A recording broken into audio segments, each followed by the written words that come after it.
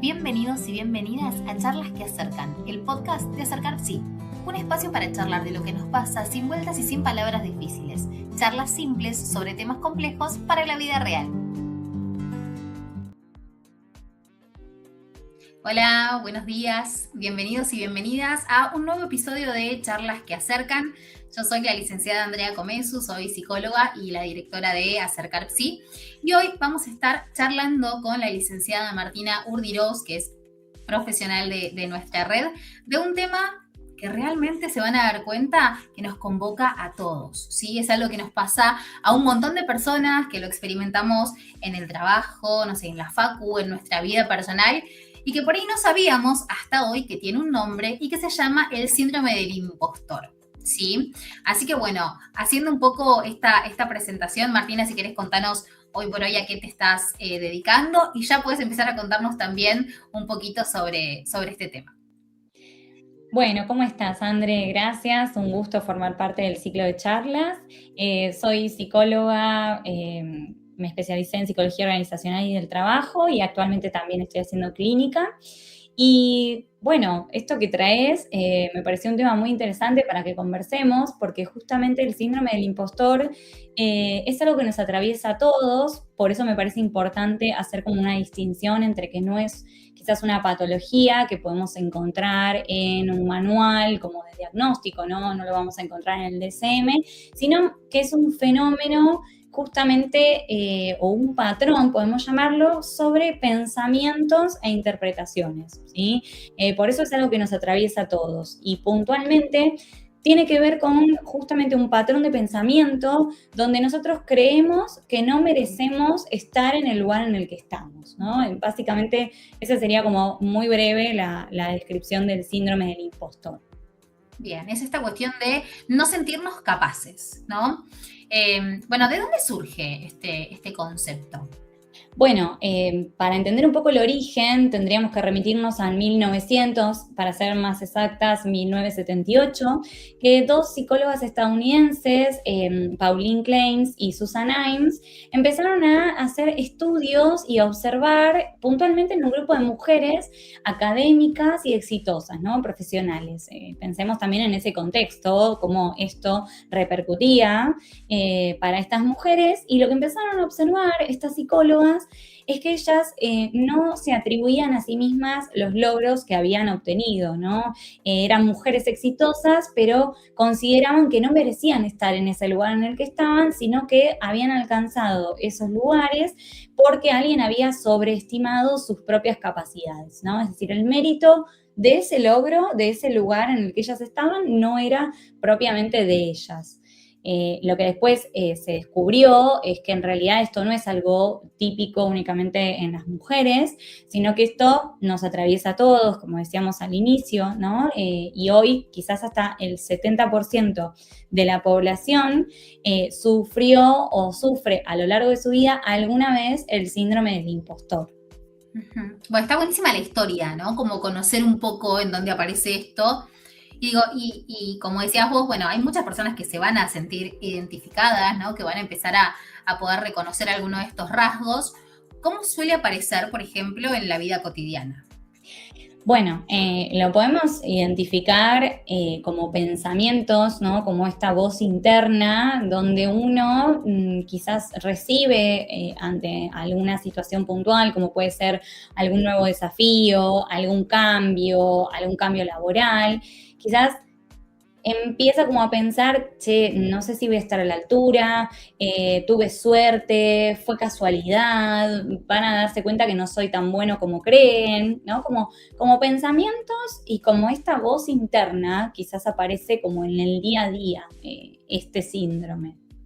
Sí, bueno, y que nosotras también charlando un poco, decimos que nos puede pasar hasta nosotras como psicólogas, ¿no?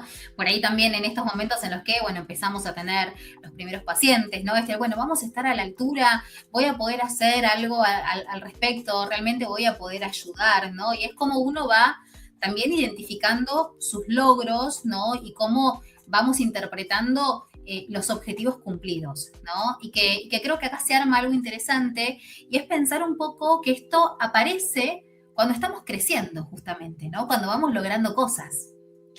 Sí, sí, sin dudas. Es como ese momento donde uno siente como cierta incertidumbre de, bueno, no sé qué va a pasar porque estoy atravesando un cambio, estoy emprendiendo un nuevo desafío. Y de alguna manera, justamente es cuando más aparecen este tipo de pensamientos y de manera automática, ¿no? No es algo que nosotros seamos quizás conscientes de que está pasando, y es porque hay un cambio, porque estamos avanzando, porque estamos creciendo, y acá me parece clave esto justamente de ser conscientes que todo cambio lleva a un proceso y que ese es un proceso de aprendizaje para que podamos sentirnos más seguros.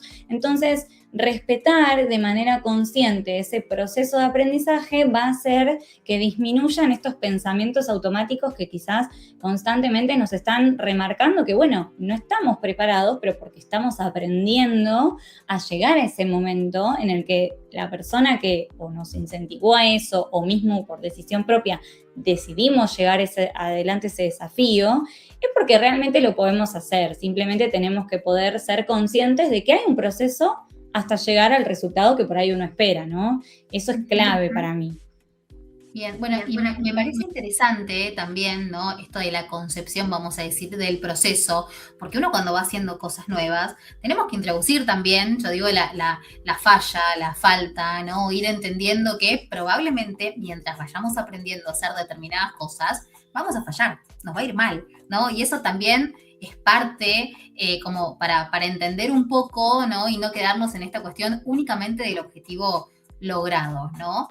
Y trayendo un poco esto que vos decías, bueno, supongo que también esto que nos va pasando tiene que ver con nuestra propia historia, con nuestra propia crianza, ¿no? La forma en la que nos criaron y cómo eso repercute en cómo uno ve al mundo, vamos a decir, siendo adultos, ¿no? Pero bueno, de alguna manera se va moldeando en los primeros años.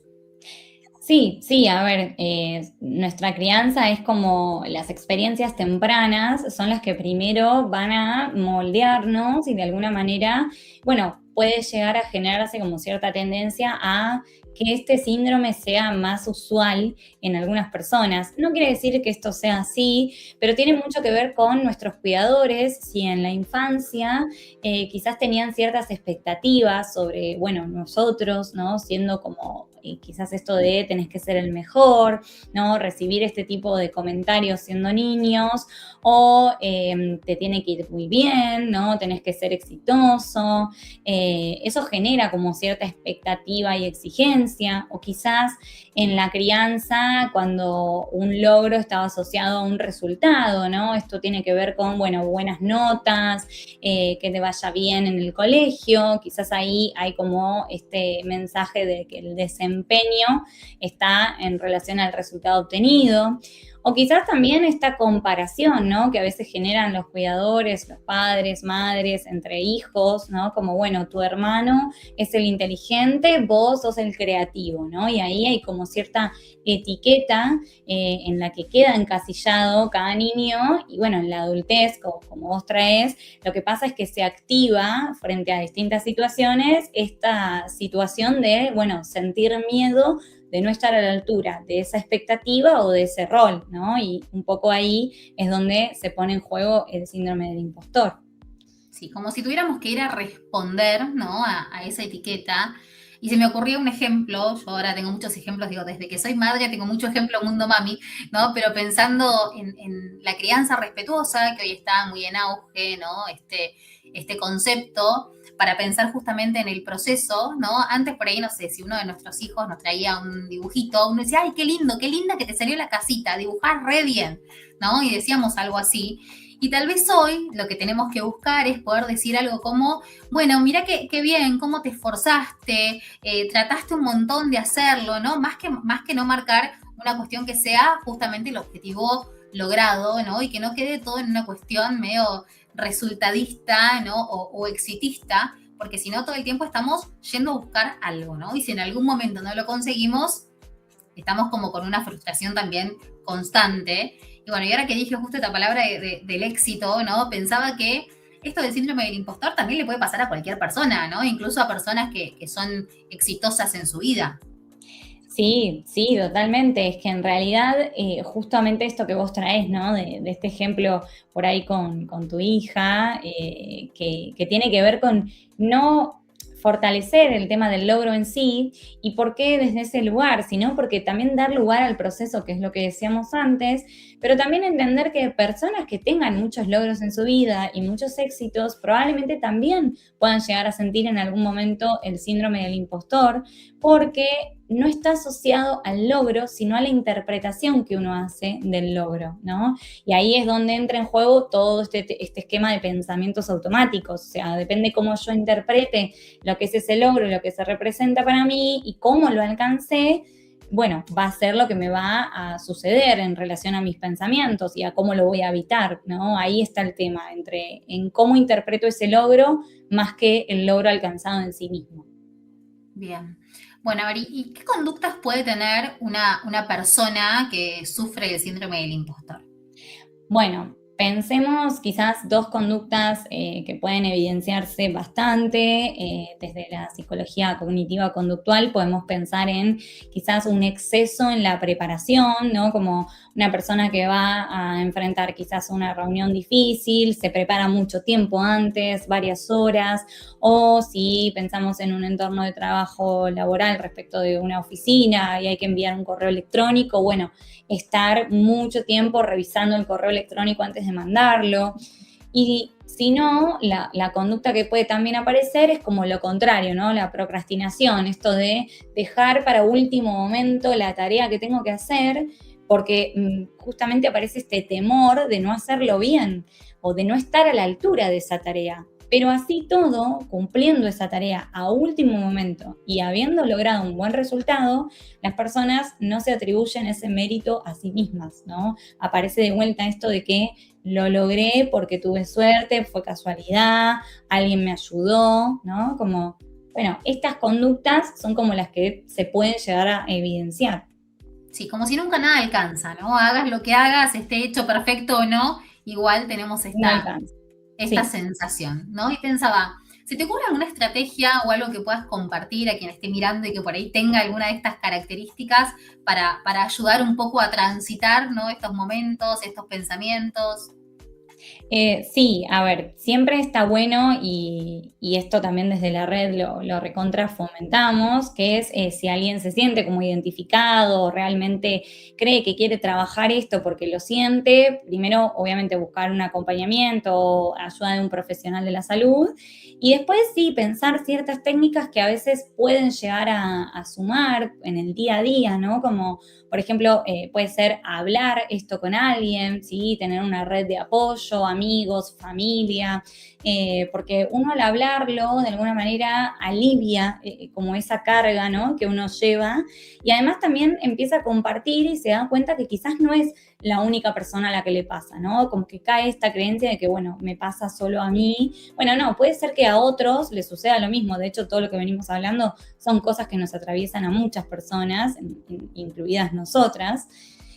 Quizás también me parece importante nombrarlo, es decir, identificarlo, darse cuenta de que tiene que ver con el síndrome del impostor, porque eso también genera como un poco de distancia entre realmente lo que está pasando y la interpretación que yo estoy haciendo, ¿sí? Porque ahí es donde hay como una distorsión. Desde mi interpretación es diferente a lo que realmente sucede y como que no me lo atribuyo a un logro propio.